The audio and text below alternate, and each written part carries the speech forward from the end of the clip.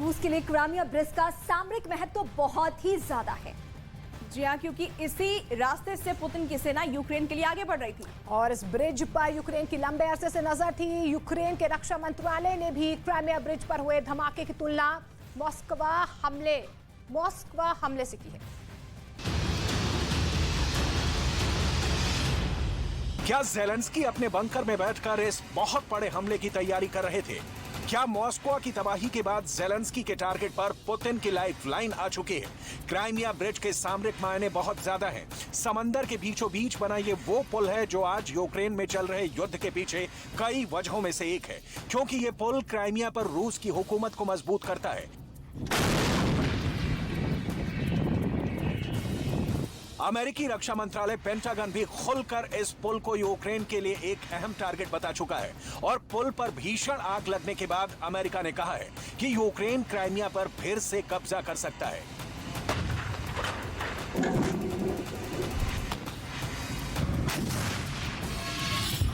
Crimea bridge रूस को Crimea से जोड़ता है। ये यूरोप का सबसे लंबा पुल है। इस पुल की लंबाई 19 किलोमीटर है। ये रेलवे ब्रिज यूक्रेन में रूस के सैनिकों तक लॉजिस्टिक सप्लाई करने का मुख्य रास्ता है।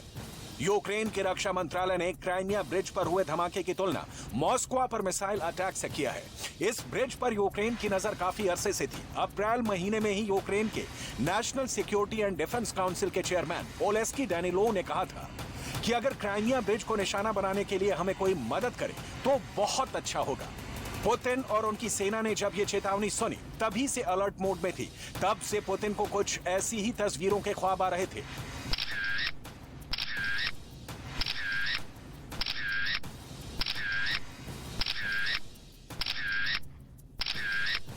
रूस को अंदेशा था कि ज़ेलेंस्की क्राइमिया ब्रिज का भी वही हाल कर सकते हैं जो उनकी मिसाइलों ने मॉस्को का किया। ह्यूमन राइट्स एक्टिविस्ट एलिजाबेथ ने एक फोटो ट्वीट किया है और ये बताया है कि 3 महीने पहले रूस ने एक प्रोपेगेंडा के जरिए ये बताया था कि क्राइमिया की ब्रिज की सुरक्षा 20 प्रकार से की जा रही है, यानी उस ब्रिज की 20 स्तरीय सुरक्षा थी। सैटेलाइट, लड़ाकू विमान, ड्रोन, युद्धपोत, टैंक, गोताखोर, military dolphin, rocket launcher, hand grenade और बख्तरबंद गाड़ियों सहित 20 तरीके से इस ब्रिज की सुरक्षा की जा रही थी। मतलब साफ है कि पुतिन को अंदेशा पहले से था कि इस ब्रिज को तबाह किया जा सकता है, लेकिन रूस की आर्मी इस ब्रिज की सुरक्षा नहीं कर सकी।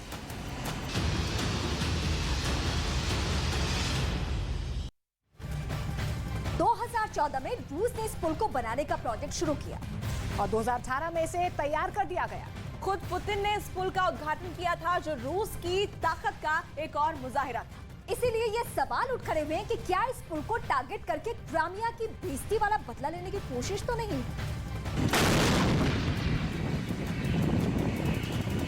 $3.5 अरब से ज्यादा की लागत से तैयार हुए इस पुल के 2 हिस्से हैं, यानी 2 समानांतर पुल बनाए गए हैं।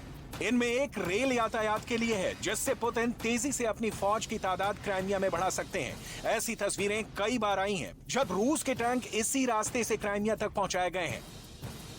वहीं दूसरा रास्ता गाड़ियों के लिए है। क्राइमिया पहले यूक्रेन का हिस्सा था, लेकिन 2014 में यूक्रेन ने इस पर कब्जा कर लिया और फिर यहां जनमत संग्रह करा के अपना हक जताता आया है। 2014 में ही रूस ने इस पुल को बनाने का प्रोजेक्ट शुरू किया और 2018 में इसे तैयार कर दिया। खुद पुतिन ने इस पुल का उद्घाटन किया था। तब उन्होंने खुद ट्रक को चलाकर इस पुल को पार किया था। वो ट्रकों का काफिला लेकर क्राइमिया गए थे। पुतिन का ट्रक ड्राइवर के तौर पर क्राइमिया पहुंचना रूस की ताकत का एक और मुजाहिरा था। लेकिन इससे भी बड़ी पावर प्रोजेक्शन पुतिन ने जून 2020 में की, जब क्राइमिया को रूस से जोड़ने वाला रेलवे पुल भी तैयार हो गया। तब भी उद्घाटन पुतिन ने किया, जब वो उसी ट्रेन के इंजन में बैठकर क्राइमिया तक गए। पुतिन ने दुनिया को दिखा दिया कि अब क्राइमिया को उनसे कोई नहीं छीन सकता। अमेरिका और यूरोपीय संघ पुतिन के इस सीनाजोरी से बुरी तरह से चिढ़ा हुआ था और आज भी वो क्राइमिया को रूस का हिस्सा नहीं मानते। ज़ेलेंस्की भी बार बार क्राइमिया को वापस लेने की बात बोलकर युद्ध को खौलाते रहते हैं। इसलिए ये सवाल उठ खड़े हुए हैं कि क्या बिना किसी भूमिका को कबूल किए ज़ेलेंस्की इस पुल को टारगेट करके क्राइमिया की बेइज्जती वाला बदला लेने की कोशिश तो नहीं कर रहे हैं। सवाल ये भी है कि अगर ज़ेलेंस्की के प्लान के तहत यह धमाका हुआ है तो इससे पूरा यूरोप खतरे में आ सकता है, क्योंकि गुस्साए पुतिन विश्व युद्ध छेड़ सकते हैं।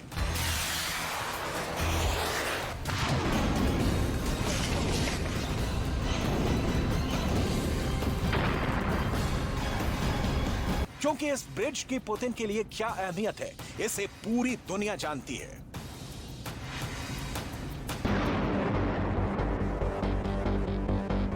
मॉस्को के मशहूर इंस्टीट्यूट ऑफ इंटरनेशनल रिलेशंस यानी MGIMO के प्रोफेसर रह चुके राजनीतिक वैज्ञानिक वोलेरी सोलोवी ने बाइडेन से भी बड़ा दावा किया है। Не может себе позволить потерпеть поражение. И у него остались в загашнике два инструмента. Значит, первый инструмент – это мобилизация, которую он использует. Второй инструмент – это демонстрация. Демонстрация возможностей ядерного оружия. दुनिया की नजर अब पुतिन के नए वॉर प्लान पर टिक गई है। यूक्रेन में रूस की सेना लगातार पीछे हटती जा रही है। ज़ेलेंस्की का दावा है कि यूक्रेन की सेना ने एक महीने में करीब 2500 वर्ग किलोमीटर इलाके पर दोबारा कब्जा कर लिया है।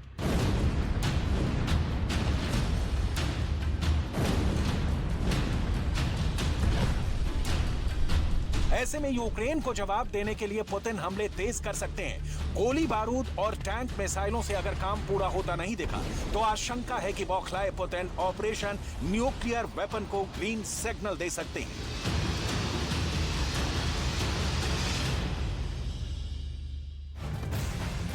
रूस यूक्रेन की जंग में यूक्रेन की सेना मजबूती से डटी हुई है। जंग के मैदान से इस बीच एक बड़ी खबर आ रही है। रूस के एक हेलीकॉप्टर को यूक्रेन के सैनिकों ने मार गिराया है और हेलीकॉप्टर का मलबा बिखरा नजर आया। यूक्रेन ने दावा किया है कि उसके 128वीं माउंटेन सॉल्ट ब्रिगेड ने इस हेलीकॉप्टर को जमींदोज कर दिया है।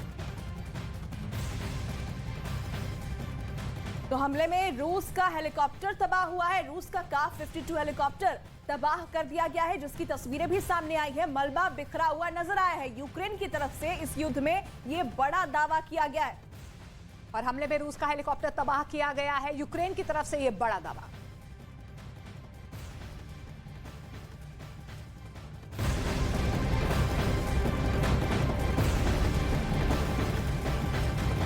और रूस में पुतिन सरकार पशुपेश में है, क्योंकि लामबंदी के विरोध में लाखों युवाओं ने देश छोड़ दिया है। लोग सेना में भर्ती होने से कतरा रहे हैं। हालात तो ऐसे बन गए हैं कि रूस की सीमा पर लंबा जाम लग चुका है। ऐसे में रूस की सेना ने लोगों को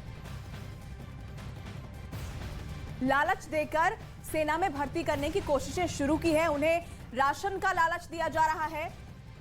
अजीबोगरीब लालच देना शुरू कर दिया है। रूस में लालच देकर सेना में भर्ती की जा रही है। दावा यह किया जा रहा है कि रूस में गरीब लोगों को भेड़, बकरी और मछलियों का लालच देकर सेना में भर्ती कराने की कवायद शुरू की जा चुकी है, ताकि पुतिन का जो टारगेट है उसे पूरा किया जा सके। इतना ही नहीं, 17 साल से कम उम्र के सैनिकों के परिवारों को 5000 रूबल यानी 6641 रुपए भी देने का वादा किया गया है, ताकि वो यूक्रेन के खिलाफ जंग लड़ सके। रूस के बड़े सैन्य अधिकारियों का दावा है कि 2 लाख सैनिकों की भर्ती हो चुकी है, लेकिन अभी 1 लाख सैनिकों की भर्ती होनी बाकी है।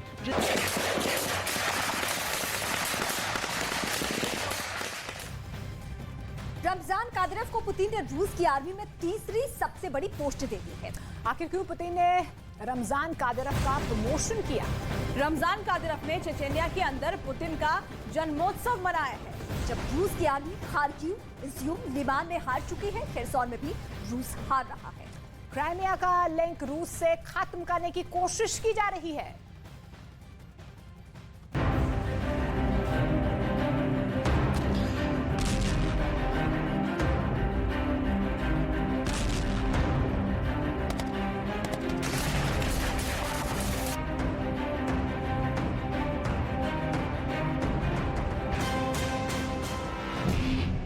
पुतिन बेचैन है,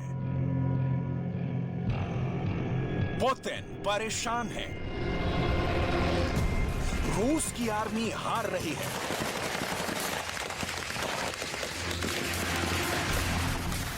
पुतिन की आंखें रूस के पावर बूस्टर को ढूंढ रही हैं और पुतिन की आंखें ठहरी हैं रमजान कादिरोव पर।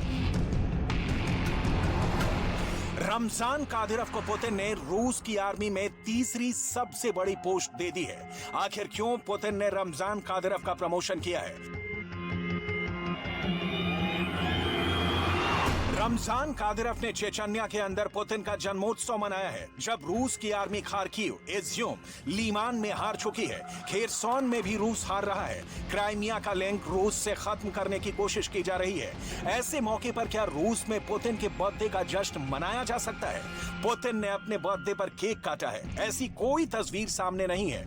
पुतिन ने अपने जन्मदिन पर रूस के अंदर कोई जश्न मनाने का आदेश दिया हो, ऐसी भी कोई खबर नहीं है। लेकिन एक शख्स है जिसने पुतिन के जन्मदिन पर चेचन्या के अंदर आतिशबाजी की झड़ी लगा दी है। जब पुतिन जन्मदिन पर हार का मातम मना रहे थे और कोई पुतिन को हैप्पी बर्थडे कहने की हिम्मत नहीं जुटा रहा था, तब चेचन्या के अंदर कादिरोव ने पुतिन के बर्थडे का मेगा इवेंट किया। ऐसा क्यों? क्या रमजान कादिरोव के पास वो फार्मूला है जिसका इस्तेमाल करके यूक्रेन को फतह किया जा सकता है? आखिर पुतिन के इस खतरनाक फ्रेंड के पास क्या जादू है जिसकी वजह से पुतिन ने उनका प्रमोशन कर दिया है? हर सवाल का जवाब आपको देंगे, लेकिन सबसे पहले आपको दिखाते हैं यूक्रेन की रणभूमि से आया एक दिल दहलाने वाला वीडियो। ये एक ऐसा वीडियो है जो यूक्रेन के रक्षा मंत्रालय ने रिलीज किया है और ये चेतावनी देते हुए रिलीज किया है कि यूक्रेन के अंदर हमला करना कोई केक वॉक नहीं है।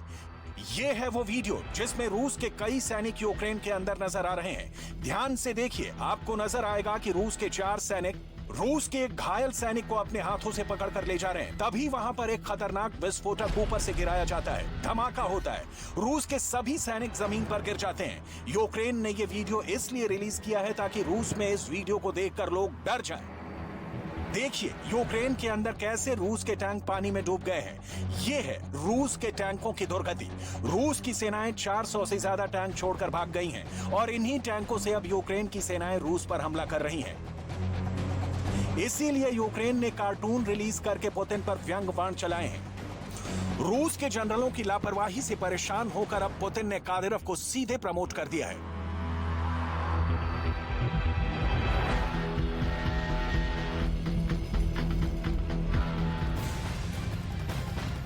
तो पुतिन ने रमजान कादिरोव को तीसरी सबसे बड़ी पोस्ट दे दी है, जिसका असर भी यूक्रेन में देखने को मिला है। यूक्रेन में जंग तेज हो चुकी है।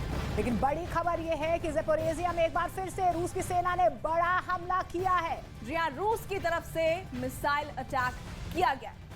ज़पोरिज़िया की इमारतों को निशाना बनाते समय वहां पे हालात और भी ज्यादा खराब हो चुके हैं और ये हमला कब किया गया ये भी हम आपको अपडेट कर चुके हैं। खबर तो ये है कि मलबे में कई नागरिक लापता हैं, 17 की जान जा चुकी है अभी तक। इस मलबे में दबे होने की आशंका भी है कुछ लोगों की।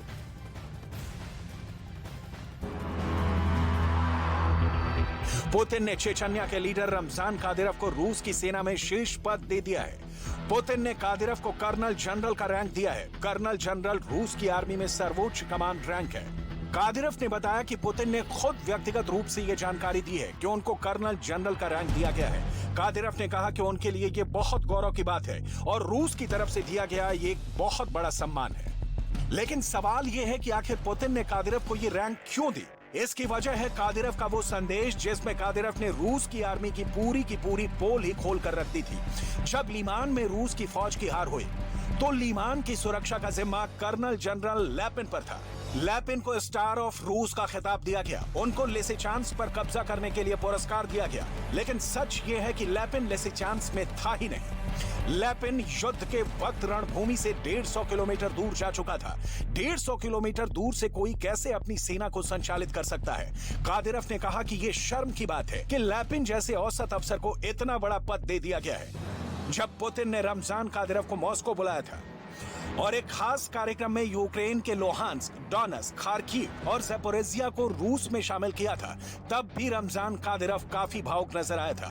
रमजान कादिरोव की बातों का पुतिन पर असर हुआ है। पुतिन ने रमजान कादिरोव की बातों को सही माना है। यही वजह है कि पुतिन ने खुद रूस के जनरलों से ज्यादा भरोसा चेचन्या के कादिरोव पर किया है। हालांकि रूस के राष्ट्रपति भवन क्रेमलिन में मौजूद पुतिन के करीबियों से कादिरोव का 36 का आंकड़ा माना जाता है। जब खार्किव में हार के बाद कादिरोव ने यह आरोप लगाया था कि यूक्रेन के अंदर जो हो रहा है उसकी सही जानकारी पुतिन को नहीं दी जा रही है। तब क्रेमलिन के प्रवक्ता दिमित्री पेस्को ने यह कहकर रमजान कादिरोव की बात को खारिज कर दिया था कि पुतिन को यूक्रेन की हर घटना का अपडेट दिया जा रहा है। अब सवाल यह है कि क्या रमजान कादिरोव को रूस की आर्मी में उच्च पद दिया जाना रूस की आर्मी के अंदर जोश भर पाएगा? क्या युद्ध पलट जाएगा? क्या दोबारा रूस की आर्मी मोर्चों को फतेह करना शुरू कर देगी? इन सवालों का जवाब छुपा है इस तस्वीर में। डोनेट्स्क पीपल्स रिपब्लिक के प्रमुख डेनिस पुशलिन ने रमजान कादिरोव को star of the hero of DPR का खिताब दिया है। यह खिताब रमजान कादिरोव को इसलिए दिया गया है क्योंकि डोनेट्स्क रीजन को रूस के अंदर शामिल करवाने के लिए रमजान कादिरोव और उनकी फौजों ने जबरदस्त शौर्य और पराक्रम दिखाया था। रमजान कादिरोव अपने बच्चों से भी ज्यादा प्यार पुतिन की प्रतिष्ठा को करते हैं। यही वजह है कि रमजान कादिरोव ने 14, 15 और 16 साल के 3 बेटों को यूक्रेन की भयंकर रणभूमि में भेजने का फैसला किया।